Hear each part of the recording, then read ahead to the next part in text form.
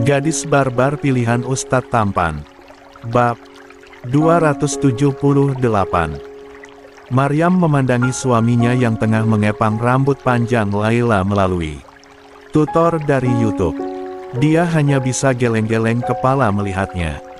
"Mas, perusahaanmu bangkrut ya?" Zayan tertawa mendengarnya. "Kenapa tanya gitu, sayang? Udah 2 hari ini Mas selalu di rumah. Mas kayak pengangguran tahu." "Nggak apa-apa pengangguran asalkan uang terus ngalir ke rekening, Bun," Laila menyahut. Membuat Zayan mengangguk setuju. "Mas ambil cuti, lumayan kan biar kedua sekretarisku punya kesibukan."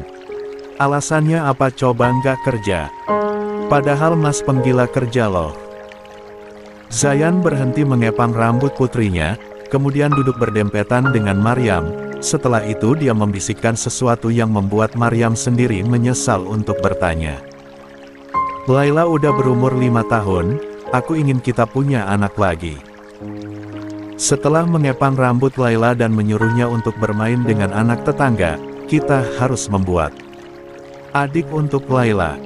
Sering melakukannya maka cepat kemungkinan kamu bisa hamil." "Apaan sih Mas? Bisa-bisanya hal kayak gitu dijadikan alasan untuk Mas libur kerja. Mentang-mentang Mas pemilik perusahaannya. Karyawan Mas kerepotan tahu kalau enggak ada pemimpin di tempat. Biarin, Mas pengen kamu hamil dan kita harus berusaha sekarang." Kata Ustaz Ikram Yulia sebelum hamil selalu minum jamu, entah jamu apa itu, kamu juga harus meminumnya. Nanti Mas hubungi Ustaz Ikram buat tanya jamu apa yang dia belikan untuk istrinya. Maryam hanya bisa memegangi kedua pipinya yang memerah. Suaminya ini tidak tahu malu, bisa-bisanya dia membahas hal seperti ini di pagi hari padahal tadi malam mereka sudah melakukannya. Maryam sampai lelah sendiri rasanya. Tenaga Zayan selalu saja kuat. "Selesai, putri ayah udah cantik. Bukankah kepangannya bagus?" Laila menatap cermin yang dia pegang kemudian mengangguk antusias. "Masya Allah, bidadari di balik cermin ini cantik banget. Tingkat kepercayaan dirimu begitu tinggi sekali, sayang." Maryam geleng-geleng kepala. Laila sepenuhnya memiliki sifat sama persis dengan suaminya. "Walaupun rambutmu udah dikepang serapih mungkin oleh ayahmu, kamu harus memakai kerudung mulai sekarang kalau mau keluar dari rumah. Harus dibiasakan dari sekarang nantinya jadi kebiasaan." Maryam memberikan kerudung istan panjang berwarna biru pada putrinya. "Haruskah Bun? Sayang sekali rambut Laila cantik sekarang masa tertutupi oleh kerudung sih. Laila masih kecil, nanti aja dia memakai care." Perkataan Zayan berhenti saat Maryam memotongnya. "No, malahan harus dibiasakan dari kecil untuk berpenampilan tertutup. Bunda nggak mau putri cantik Bunda ini auratnya terlihat oleh orang lain. Kalau nggak dari sekarang kapan lagi coba? Mas Zai jangan protes ya. Kalau protes Mas harus tidur di luar kembali kayak waktu itu." Zayan menelan ludahnya kasar. Lebih tepatnya 2 bulan lalu saat ia menghadiahkan ponsel terbaru untuk ulang tahun anaknya. Zayan dimarahi habis-habisan oleh Maryam yang begitu marah anak sekecil. Laila sudah diberikan ponsel. Berakhir Maryam sendiri tidak bisa merebut ponsel itu dari anaknya sebab Laila akan menangis seharian, bahkan sampai jatuh sakit jika ponselnya direbut. Butuh waktu Maryam untuk merebut ponsel itu dari Laila, sampai akhirnya tidak ada pilihan lain selain mencueki anaknya sendiri, dan pada akhirnya Laila memberikan ponsel miliknya itu pada sang bunda. Kini Laila tidak memiliki ponsel lagi karena dirawat oleh bundanya. Dia bisa memiliki ponsel ketika usianya telah 15 tahun. "Baiklah terserah kamu deh. Toh cara didikmu pada putri kita berbeda dengan caraku mendidiknya." Jika Mas mendidik putri kita dengan cara baik untuk masa depannya, aku nggak akan protes, tapi cara Mas selalu saja salah. Lia, iya Mas emang serba salah, kamu selalu benar, nggak pernah salah sedikit pun. Zayan angkat tangan. Idi orang emang benar Mas, Zai salah coba, cibir Maryam. Di rumah Ikram malam ini keluarga kecilnya tengah membakar ayam. Yulia tiba-tiba ingin memakan daging bakar, sebab dari itulah mereka dengan kompak menjadikan halaman rumah tempat memanggang ayam. Anak-anak kita lucu banget, kompak saling membantu, ucap Yulia menatap ketiga anaknya yang tengah memanggang daging. Hasan sibuk mengipasi daging, Hussein membalikan panggangan dan Ashar sibuk bersorak menyemangati kedua abangnya. Itulah saudara, kita harus mengajarkan anak-anak untuk kompak, jangan pada sendiri-sendiri. Terus kerjaan kamu apa Mas? Ikram menyengir kemudian memeluk tubuh istrinya yang memakai jaket dari belakang. Dengan tangan mengelus perut buncitnya. Hangatin kamu, emangnya apa lagi? Yulia tergelak. Tubuhku sudah hangat dengan jaket kebesaranmu ini Mas. Cepat sana. Bantu anak-anak panggang dagingnya, kalau gosong bisa gawat. Kasih kis dulu baru Mas bantu mereka. Yulia berjinjit kemudian memberikan kecuali di pipi suaminya. Udah sana. Kurang dong, Mas maunya kis di sini.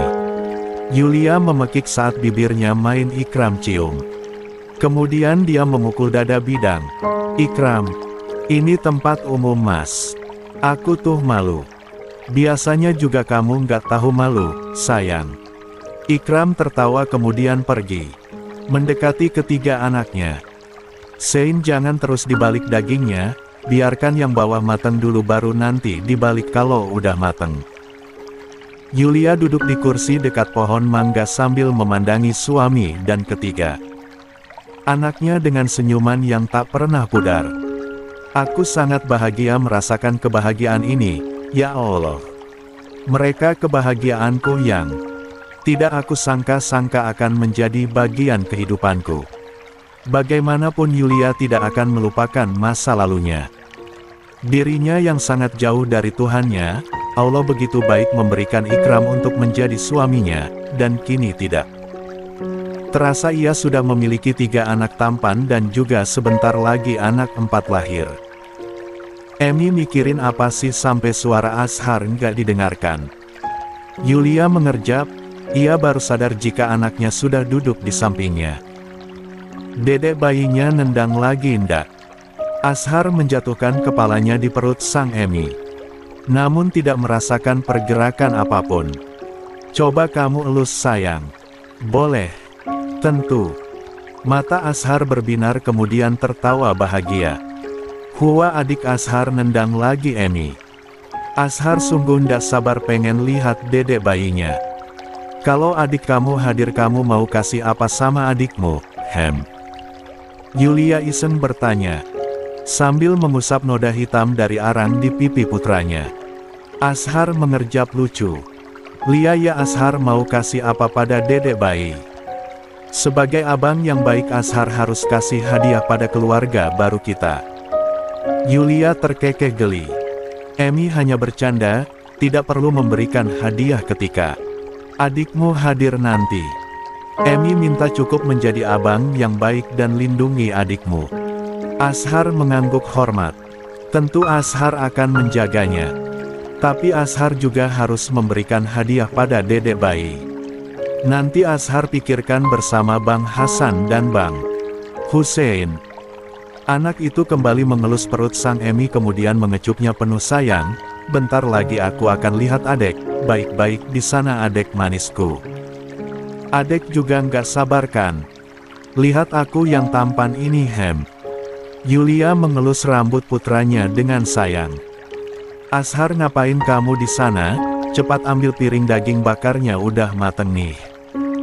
Teriak Hussein. Wah, udah mateng. Siap, Ashar bawain piring bang. Tunggu bentar. Kamu suka melukis? Tanya Hasan berjongkok di depan mawar.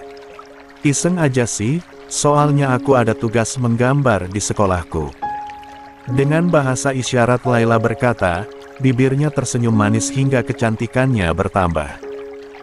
Berawal dari iseng bisa menjadi suka. Kalau kamu suka menggambar, aku akan minta ubiku untuk membeli alat lukisan. Nggak usah. Hasan terkekeh kecil kemudian menggeleng. Aku akan tetap membelinya. Anak perempuan yang telah menginjak angka 7 tahun, usianya sama dengan Hasan itu. Memandangi wajah temannya yang begitu bersih. Kemudian tangannya menyentuh poni panjang anak itu, membuat Hasan seketika mundur. Jangan ditutupi luka di keningmu ini, Hasan. Kamu tetap keren kok walaupun ada bekas luka jahitan di sini. Jangan menyentuhku, pinta Hasan tegas. Mawar hanya bisa tertawa tanpa dosa kemudian menghela napas panjang. Aku tahu kamu berteman denganku karena aku terlihat kasihan kan, Hasan? Hasan terdiam. Gak apa-apa, aku emang orang yang pantas dikasihani. Terima kasih sudah menjadi temanku, semoga kita selamanya akan menjadi teman. Kata orang dari kasihan pasti hubungannya akan awet. Hasan hanya diam, dia tidak membantah apa yang Mawar katakan sebab Hasan sendiri bingung. Apa emang benar ia mau teman dengan Mawar karena kasihan? Tapi memang sejak anak itu berada di sekolahnya dan diam-diam selalu mencatat pelajaran dari Bu Lingga, hatinya merasa kasihan ingin membantu. Wah, kita kedatangan kamu ternyata, ujar Kumala tiba-tiba datang sambil memegang tasnya. Hasan segera menyalami tangan wanita itu diikuti oleh Mawar. Kenapa kamu tidak mengajak Hasan ke dalam, Mawar? Ini bukan salah Mawar tante, ini kemauanku ingin di luar. Aku hanya mampir aja tadi sambil cobain sepeda dari ubiku. Hasan berkata menunjukkan sepeda barunya. Tatapan Hasan jatuh menatap mobil mewah yang tadi menjemput ibu dari Mawar. Kumala, saya pamit. Besok saya akan jemput kamu untuk kerja. Assalamualaikum, ujar Abizar menyalakan mobilnya kemudian pergi. Waalaikumsalam. Kumala memandangi mobil majikannya yang telah pergi. Om Abizar begitu baik pada ibu. Aku menyukai om itu untuk menjadi ayahku, kata Mawar sambil tertawa tanpa suara. Dia terlalu baik untuk ibu, putriku. Kumala mengelus kepala putrinya yang tertutup kerudung. Hasan memandangi ibu dan anak itu dalam diam sambil tersenyum tipis. Sudah Kumala katakan sejak awal dia tidak berharap bisa menjadi istri Abizar sekalipun pria itu akan menjamin segalanya. Hatinya tidak ingin, sebaliknya ia menginginkan seorang ustaz yang hidup dengan kesederhanaannya. Tentu saja orang itu yang dipilih oleh Ustaz Kram namanya Ustaz Ilyas yang mengajar di pesantren Ar-Rahman. Kumala saat berada di dalam waktu itu pernah melihat beberapa kali Ustaz Ilyas. Pria itu selalu menundukkan pandangan, dikagumi oleh para santriwatinya dan juga kepribadiannya begitu baik. Ustaz Ilyas hidup sederhana dan Kumala ingin hidup dengan pria itu, apalagi kata Ustaz TKRM pria itu ingin menikahinya jika ia mau. Dan yang paling terpenting Ustaz Ilyas menerima masa lalunya. Tante Kumala, sepertinya aku harus pergi sekarang karena udah sore. Emi dan Ubi pasti mencariku, pamit Hasan. Lia, kalau gitu hati-hati. Jangan keluar dari jalan khusus para sepeda. Baik tante, assalamualaikum. Hasan melambaikan tanganmu setelah berpamitan pada Mawar. Jarak antara rumahnya dengan rumah Mawar hanya 25 menit. Hasan harus buru-buru pulang, takut Eminya khawatir padanya. Tiba-tiba dari samping sebuah mobil putih memberikan klason membuat Hasan melirik. Wah, Opa, Hasan bersepeda. Laila ikut dong Opa. Laila tiba-tiba sudah menyembulkan kepalanya di jendela. Dia tengah menikmati keindahan sore hari dengan supir pribadinya. Hasan fokus mengus sepeda sambil menatap jalan, mengabaikan keberadaan Laila. Menghentikan mobilnya, Laila pengen main sama Opa tampan. Supir itu seketika menghentikan mobilnya membuat Laila keluar dari sana kemudian berlari mengejar Hasan dengan sepedanya. "Opa Hasan udah dari mana? Mau pulangkah sekarang atau lagi menikmati angin sore? Masuk ke dalam mobilmu, Laila." "Tenggak mau, Laila mau menikmati angin sore bersama Opal." Hasan akhirnya menghentikan laju sepedanya membuat langkah Laila juga ikut berhenti. Sambil terengah-engah, hahaha mengejar Opa begitu menyenangkan. "Bukankah Laila begitu kuat?" "Hah, gadis aneh," gumam Hasan. "Masuk ke dalam mobilmu sekarang." "Nggak mau, bagaimana kalau duduk di belakang sepeda Opa?" "Nggak, sana masuk ke mobil." Hasan kembali mengus sepedanya, namun bukannya Laila masuk ke dalam mobil dia, malah mengejar sepeda opanya sambil tertawa riang. Hasan semakin mempercepat mengus dan Laila pun semakin mempercepat larinya. Sang supir dari belakang begitu khawatir hanya bisa mengikutinya. Jika Tuan Zayan tahu bisa-bisa ia kena marah. Cekit. Hasan mengerem sepedanya kemudian menghela napas panjang. "Gadis kepala batu, ayo duduk di belakang." Serius nih Opa?" Laila tampak kegirangan. Hasan berdeham. "Yey, akhirnya Laila bisa dibonceng sama Opal, jangan memeluk perutku, aku risih Laila. Kalau aku nggak pegang perut Opa, nanti aku jatuh. Cepat bus Opa, bawa aku jalan-jalan di sore yang indah ini." Hasan pasrah. Dia membiarkan apa yang Laila lakukan padanya. "Wah, ada penjual aromanis. Hentikan sepedanya Opa. Aku ingin aromanis." Hasan malah tetap mengus sepedanya membuat Laila tertunduk lesu. "Opa kok gitu sih, jahat banget jadi orang. Laila kan suka aromanis." Hasan akhirnya membalikan sepedanya dan mengus ke tempat di mana penjual aromanis berada. Kok balik lagi? Kita mau kemana nih? Tadi kamu bilang mau atau manis kan?" Mata Laila berbinar. "Lia, makasih Opa Hasan." Bunda Sarah memandangi wajah tirus putri dari madunya yang hanya memakai pakaian rumahan hingga terlihat jelas tubuhnya yang begitu kurus, walaupun perutnya membesar. "Bunda, waktu jenguk kamu pasti kamu selalu memakai gamis dan kerudung panjang. Hingga tubuh kurusmu tidak terlihat. Tapi lihatlah sekarang, kamu seperti orang yang sedang sakit, sayang. Kamu baik-baik aja kan? Kamu kelelahan mengurus ketiga anakmu. Ikram tidak mengurusmu sebagai suami. Kamu seperti kekurangan gizi."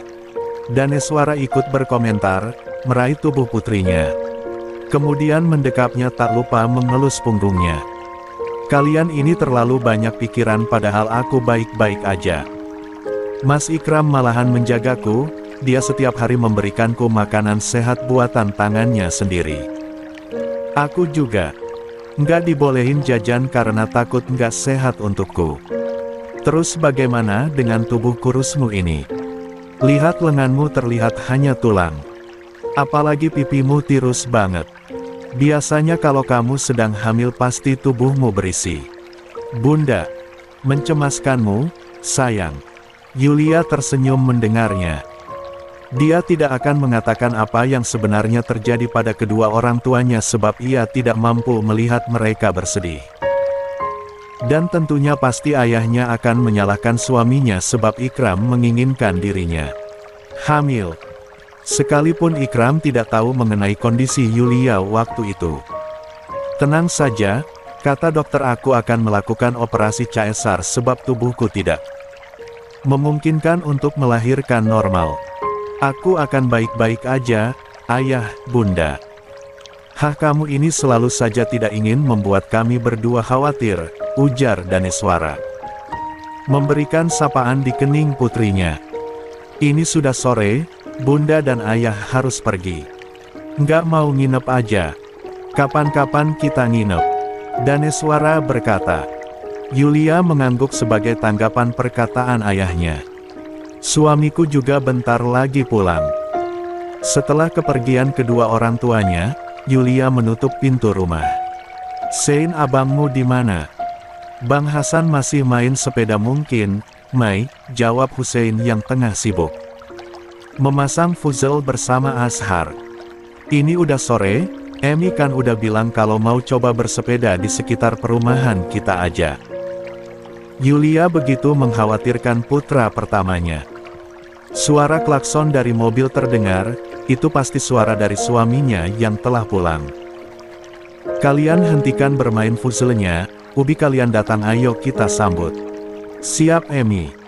Yulia dan kedua anaknya menunggu di depan pintu rumah yang terbuka. Terlihat Ikram keluar dari mobil dengan wajah yang terlihat telah. "Selamat datang ke rumah Mas Ubi. Aku udah siapin air hangat untuk Mas mandi dan juga makanan sore dibantu sama Bun." Perkataan Yulia berhenti saat suaminya berjalan mendekat kemudian memeluk pinggannya dengan erat. "Mas lelah Zaujati."